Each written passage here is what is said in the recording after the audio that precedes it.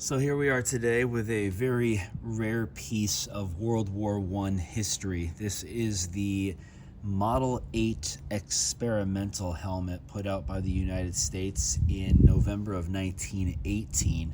It was produced for machine gunners on the front lines in the trenches. You can tell here by these ocular slits that this is the only way that the soldier could actually look through here. Now this is in the upward position. I can show you from the side angle here that this is the upward facing position, but if you actually click it down here, there's one, and then over the second hole there is the downward position, and we'll face it up to you here so you can see here that they would look through those ocular slits, and that is the only area in which they could see through. Very tough vision. We'll just kind of give you a 360-degree spin here. Back side of the helmet. And what you'll notice also is that beautiful sawdust painting, right? That was put on after the helmet was painted, and gave it that look of dirt as they were camouflaging themselves in the trenches as best they could. And if we actually go into the interior of the helmet, you're going to see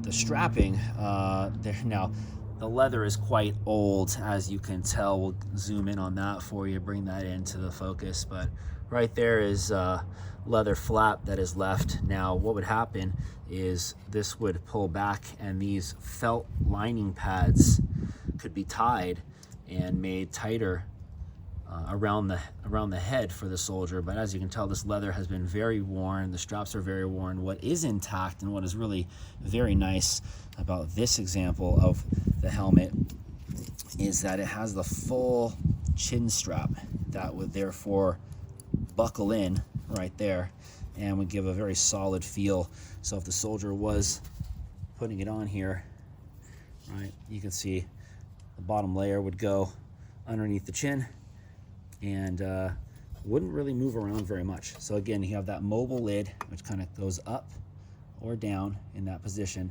and obviously you would want it down to make sure that you were fully protected from machine gun fire, grenades, things of that type.